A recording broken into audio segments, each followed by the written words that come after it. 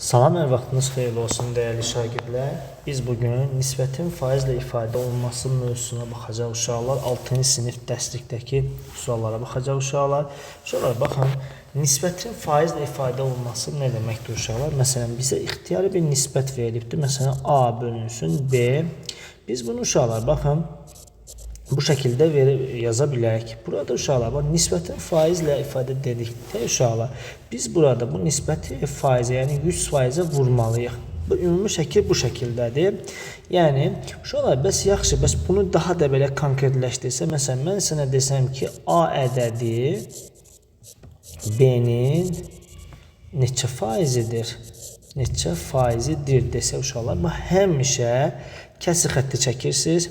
Birincini, yəni A-nı B-yə bölürsünüz. Yəni, birincisi surətdə, ikincisi məxrəcdə vurursun, 100% olacaq. Misal desək, məsələn, gəlin buradakı misallara baxalım. Deyir ki, məsələn, 8 ədədi onun neçə faizidir? Burada yazılır, ədədi yəni neçə faizidir? Birincini bölürsünüz 10-a, vurursunuz 100-ə. Bu 10-la bunu ixsa edirsiniz. 8-də 10-a vurada neçə cavabımız 80% uşaqlar. Məsələn, B variantına deyir ki, bu A-dır. Deyir ki, 12 60-a neçə faizdir? 12-ni bölürsünüz 60-a, vurursunuz 100-ə. 12 ilə 60 ixsayəsi 5, 5 ilə 100 ixsayəsi 20. Cavab neçə olur uşaqlar? Deməli, bu 20% imiş. Məsələn, 180 200-ün neçə faizidir? 180 bölünsün 200, vurulsun 100. Bununla bunu ixsayəsə bura 2, bununla da bunu ixsayəsən 90. Deməli, neçə faiz oldu uşaqlar? 90% oldu. Məsələn, D variantına baxsaq, 45 bölünsün 30 bölünsün 30, vurulsun 100. Nə eləməliyəm? Bunları 15-ə görə ixsa eləsən, bura 2, bura 3. Bununla bunu ixsa eləsən, bura 50. Burada 3-ü də 50-yə vursaq, neçə olur cavabımız? 150%. Deməli, bu 150%-dir. Yəni, hamısını bu şəkildə. İndi burada uşaqlar, baxın, biri qram, biri kiloqramla verildiyi zaman, təbii ki, biz bunu hər ikisini nəyə gətirməliyik? Eyni vahidə gətirməliyik. Məsələn, burada 750 qram yazıb, sən burada nə yazmalısan? 3000 yazmalısan da artıq vurulsun buradan 100. Bu 2 sıfırı buradan silərəm. Bu sıfırla da bu gedər. Burada qaldı 75 bölünsün 3. Bu da eləcək cavabı neçə? 25%. Yəni, həmişə birincini ikinciyə bölüb 100-ə vurmalısan. Bu qayda həmişə ödənəcək uşaqlar. Sonra gəlir ki, qutuda ağ və mavi topların sayı 1 bölünsün 4 nisbətindədir uşaqlar. 1 böl 4. Aha, deyir ki, ağ topların sayı, mavi topların sayı neçə faizidir? Uşaqlar, baxın, fərz edin, ağlar, ağ 1-dir, mavi isə neçədir? 4-dür. Bunu sən deyib, ağ topların, mavi topların, yəni 1-i 4-ə böləcəm, vuracam 100-ə. Bununla bu ixsa gedər. Burada neçə gəlir cavabımız? 25%. Sonra uşaqlar, baxın, deyir ki, mavi topların sayı, ağ topların sayı neçə faiz? İndi bu A, mavi 4-dür, ağ 1-dir. 1 böl 4 vurulsun 100. Neçə faiz olur uşaqlar? 400% olacaq. Ağ toplar, bütün topların, baxın uşaqlar, ağ top 1-dir. Bütün top 1 üstə gəlsin 4-dür, deyil mi? Baxın, 1 üstə gəl 4. Vurulsun 100%. Onda 1 böl 5 vurulsun 100. Bunlar ixtisar gedər. Neçə faiz olar uşaqlar? 20%.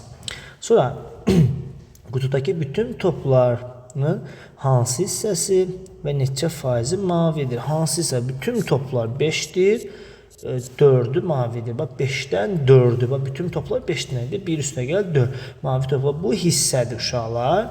Bəs faizini tapanda nə eləməliyəm? Təbii ki, 100-ə vurmalıyam. Bununla bunu vuralım. Bura 20. 4 20-yə vursaq nə olacağımız? 80% olacaq uşaqlar. Sonra gəldik. Bu misallarda tənasib qurma qaydası var uşaqlar. Baxın, tənasib qurmada sənə verilən, bax, 18 və 36 deyir ki, 18 ədədi 36-nın neçə faizidir? Burada uşaqlar, tənasüb qaydasından da bu qaydanı da yadda saxlamamız daha yaxşı olar. Çünki belə misallar qarşımıza çıxa bilər. Onda uşaqlar, burada həmişə ikincini 100% götürəsiniz uşaqlar. İkinci 100%-dir. Bəs 18 neçə faizdir? X faiz. Çarpaz vuracağım. X bərabər olacaq. 18 vurulsun 100 bölünsün neçə? 36-ya.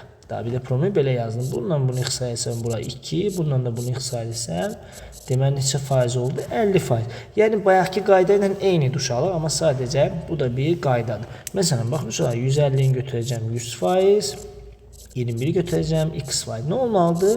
X-i tapmaq üçün 150 düşəcək məxrəcə. Çünki bax bu x vurulsun 150-də bunu bölən kimi düşür. Bu da 21 vurulsun 100-ə.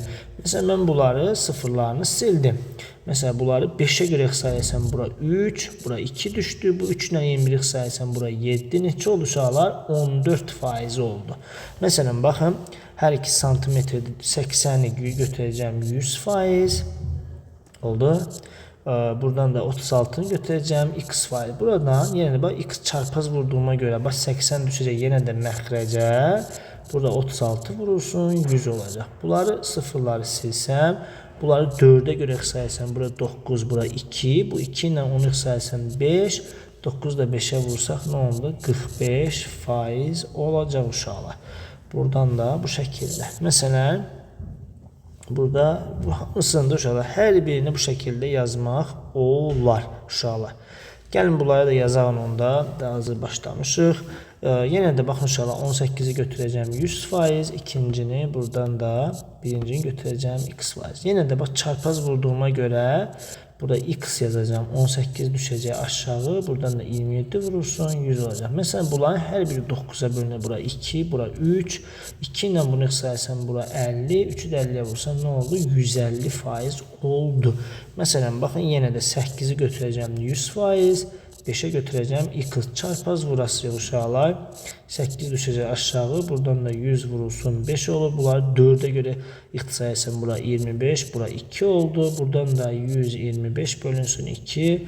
Bu da təxminən olacaq 64,5 mi olur? Faiz. Bu şekilde de olabilir. Yani hökmən notada da alınmalı diye bir şey yoktur uşaqlar. 20'ni götüreceğim 100% olacak uşaqlar. Oldu. Buradan da 24'ü götüreceğim x%. Yəni də x bərabər 20 düşəcək aşağı. Bildinizdə 20 niyə düşür? Bu çarpaz vurduğuma görə bax bu 20'nin sürətə düşməlidir. Burada 100 vurulsun 24. Bundan bunu ixtisar etsəm bura 5. 5'i də 24'ə vurursam 120% olacaq uşaqlar. Bu uşaqlar oldu bizdə 2 ədədin, yəni nisbətinin faizlə ifadəsi. Bugünlük uşaqlar bu mövzunun sualları bu qədər. Ümid edirəm ki sizin üçün faydalı oldu video. Videonu bəyənib kanala abunə olmağı unutmayın uşaqlar. Növbəti videolarda görüşmək ümidi ilə sağ olun.